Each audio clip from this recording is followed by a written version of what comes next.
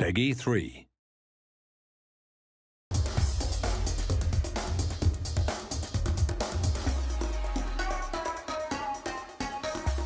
think there was a lot of limitations in our old collision system. It was very good, but it didn't allow us to do some things that were quite difficult. So a lot of times in FIFA 11, you'd get a situation where maybe two players are running into one another, and because there's a lot of contacts between those two players, with the old system we had to pick one contact, which meant that we'd get a collision animation that did a great job of showing you that there was a collision, something happened, but maybe didn't take into account every little detail. With this year's engine, what you see is when those two players come together, we're resolving for every single collision that happens, and we're really able to preserve the momentum a lot better in the interactions between players. This looks fantastic when you get into the replay camera and you see all of the limbs and the parts bending and contorting as you would expect them to, like you would see on real-world TV. But it also translates into the telecam, where you really feel the difference of the game and you really feel that preservation of momentum. Another benefit that we get is we resolve a lot of our clipping issues in the game this year. In last year's system, we didn't actually account for arm collisions at all, and you couldn't really tell in the telecam, but if you went into replay, you would notice that arms could sometimes clip through a shoulder or clip through a back of your opponents. Well, this year we're resolving every single collision on every single limb of the players when they interact, and the results are quite astounding.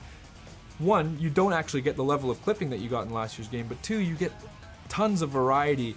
You don't get these robotic animations in jostling and shielding. You get more of a tussle between the players and a fight for possession that feels more realistic, feels like things that you might see on TV. To illustrate the point about the variety we get, I want to talk about contextual dribble turns. And what this is using the left stick, you could beat a player last year by maybe taking just a 45-degree dribble turn. But sometimes when you would do that, maybe you'd knock the ball by him and that player would stick out a leg trying to tackle you or really be in the way of where you're trying to go after the ball has passed him. So when you add this year's engine on top of the contextual dribble turns, what you get is realistic behaviors, realistic things that you would see on television happening in the game. Like for instance, a player knocking the ball by a defender, he sticks out a leg to tackle and the dribbler tries to jump out of the way, but he gets caught and he goes down. But the way he's trying to jump out of the tackle and the way that his legs bend because he's been caught, it creates another level of variety that we just wouldn't have had in the game last year. Further to that, what you can see now is sometimes a dribbler will knock the ball by a defender using one of these dribble turns, jump out of the way and gets caught, but just slightly, so he takes a small knock. And what you get is a little bit more of resilience from the player to take those small knocks and able to continue on and go after the ball.